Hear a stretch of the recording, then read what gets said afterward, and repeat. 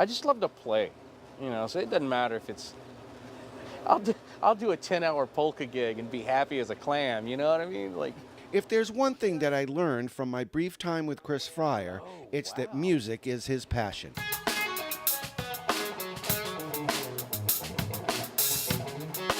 Before Chris landed the Zac Brown Band gig, he was traveling once a week, almost 6 hours, and getting paid $40 and a cheeseburger for a blues jam session in Georgia.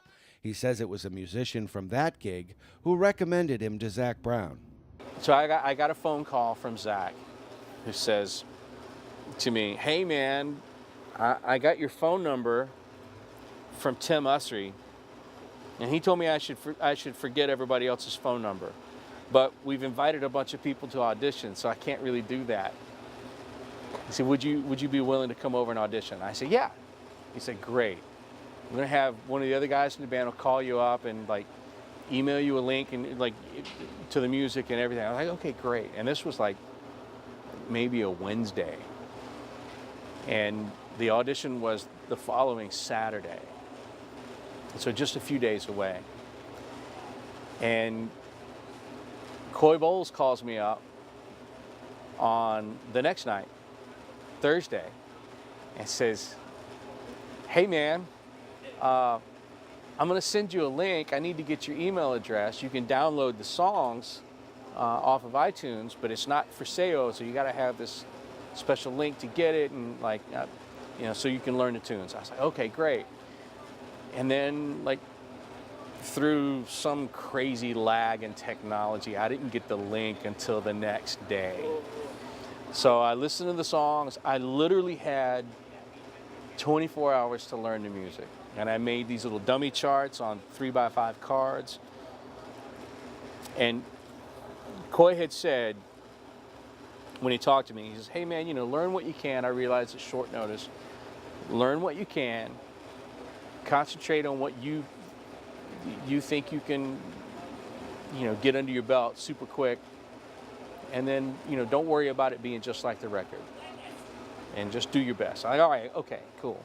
I make my little dummy charts on the cards, and I listened to the record while I drove from my home in Birmingham, Alabama, to Smyrna, Georgia, which is just outside of Atlanta. So for about almost 3 hours, I really shedded the music in terms of listening to it and paying attention. And so I walk in, shake hands with everybody. We had some good conversation, kind of hit it off, and personality-wise. And then I get a phone call a handful of days later, and it's Zach, and he says, "So it comes down to you and one other guy, but we want to see how we get along. We want to make sure the hang is cool." I said, "That's a great idea, because I might not like any of you guys." And so we decided on like a weekend that I would go out with them to do some shows. And they gave me a nickname within the first couple of hours of being on the bus. It was yeah, they called me Sweets, and it was it's great. It has to do with my love for chocolate, and so that's what they I thought, well, that's a good sign. Maybe they like me enough to give me a nickname, so that's cool. And then it just kind of worked out. Now a member of the band, Chris, Zac, and the guys were touring and promoting The Foundation, the first CD that was recorded but hadn't hit big yet. And that first record was the original drummer, Marcus Petruska, and really great player. And so he did all the stuff on The Foundation. And then it was when I joined the band, all I knew was that they had recorded a record, and it was just kind of sitting out there, and they were in the process of shopping for a record deal, and I didn't know about that, and it was really of no consequence to me. I was like, okay, whatever, radio promotion tour, sure. What time's the bus leave? I just didn't. I'm not wired in that way. I don't think about things in that way. I just want to play music and do that.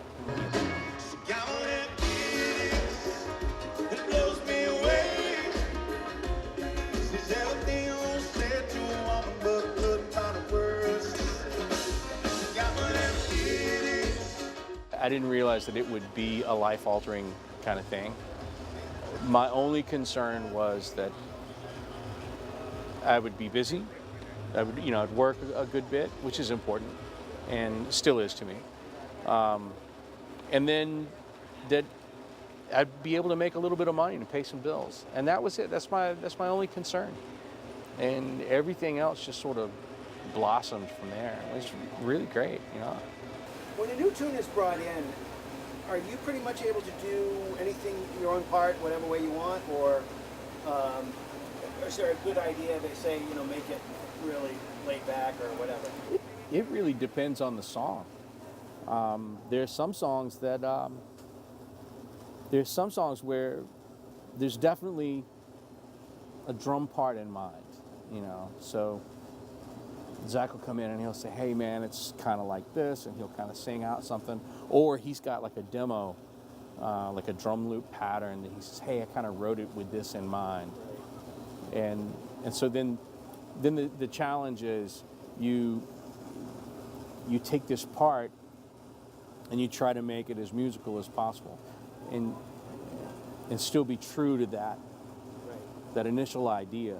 And sometimes, more often than you think, there's an evolution of the song as you're laying it down. So like once a certain guitar part goes down, maybe it's like, oh, hey, what if we just like let's redo this and let's get rid of that drum part and let's move on to something else that's going to be a little different.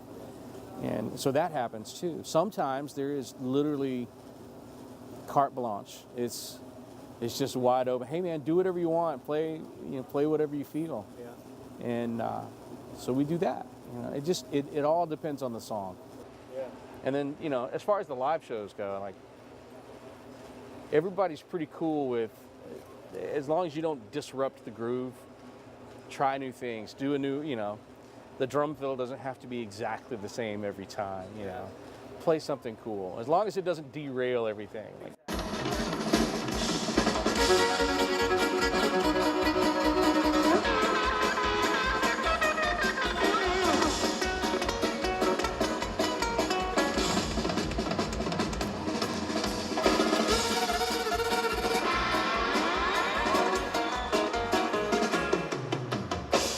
What kind of music do you listen to when you're not touring with the band? When I'm at home, I'm like I'm like a mad scientist at my house. I'll just randomly pull snare drums out of my drum collection and just rehead them and retune them just to experiment. And while I'm doing all this and like playing around with tunings and head configurations, I'll play Mozart. I don't know why, but it's one of my favorite things to listen to. He was operating on a whole different level. And I mean, there's a lot of great composers throughout time, but that definitely, it just soothes everything. I'll go through these phases where I'll get on a funk kick, and all I want to hear is funk music or anything that's funky, which could be James Brown, or it could be Jimmy Smith, could be Wes Montgomery. Like some of that stuff's really funky, could be Tower of Power, you never know.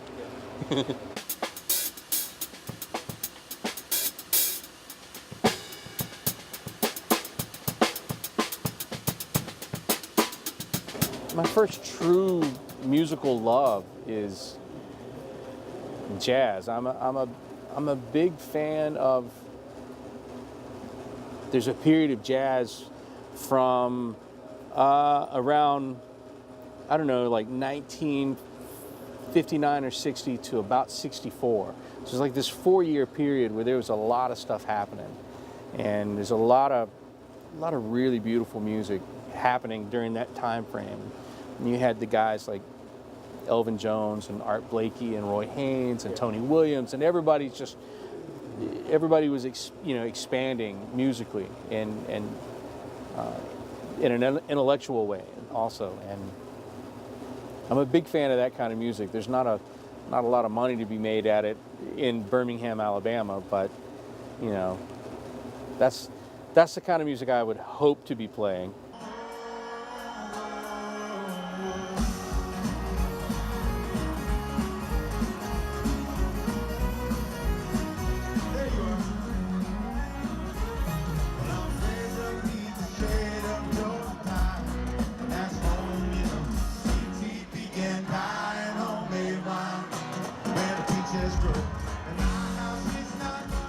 Tell me a little bit about the Jekyll and Hyde CD.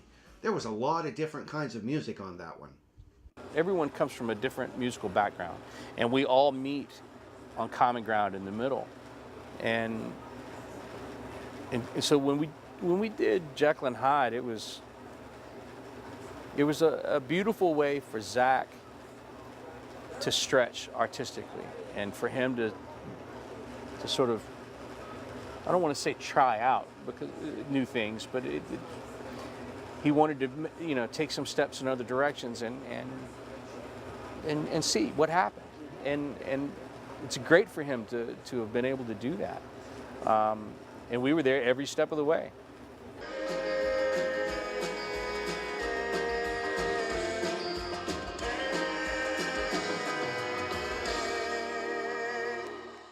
What's Zac like to work with? It's wonderful working for him. He creates this beautiful family vibe, this atmosphere for us to exist in, and very adamant about, you know, everybody being brothers out on the road and you know, supporting one another. It's really great. It's wonderful.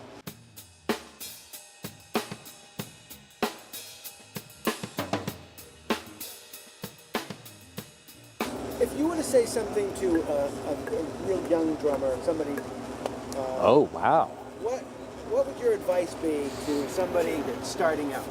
Because I'm So- sure you look back now and go, I wish I would have started that when I was younger. But what You would know- you say is important? So, all right, that's a very, very good question. So the things for young drummers that I believe, and this is my opinion, based on my musical and life experiences. So, number one, learn to read music.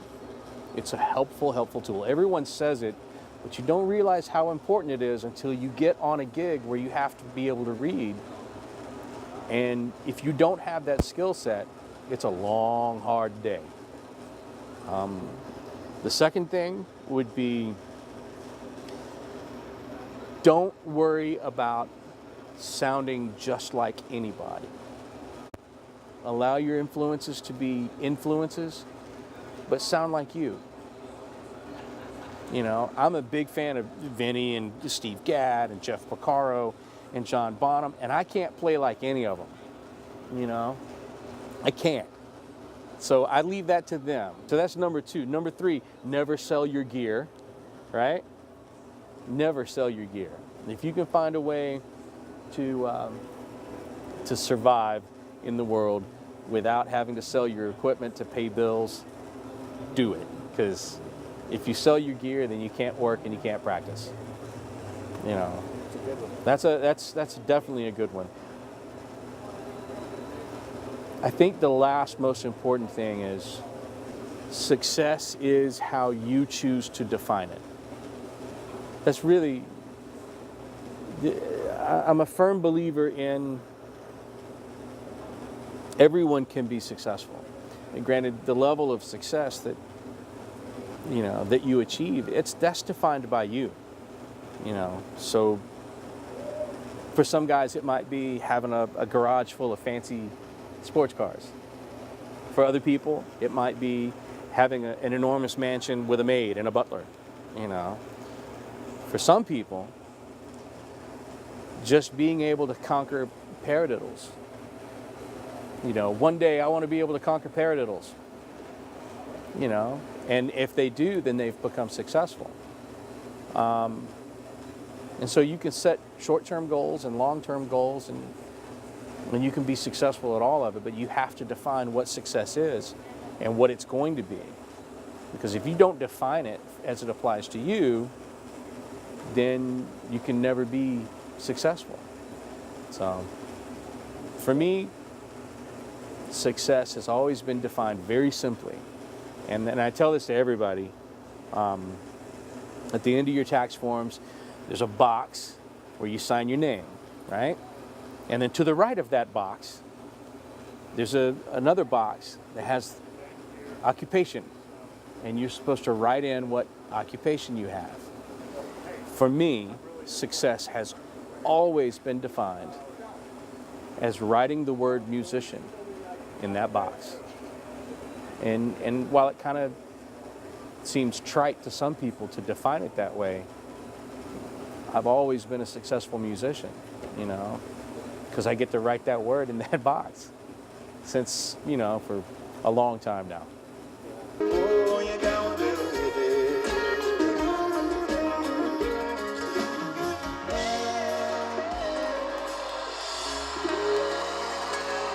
Chris Fryar, a successful drummer, passionate about his craft, and all-around good guy. For Drumheads and Tales, I'm Bob Evans.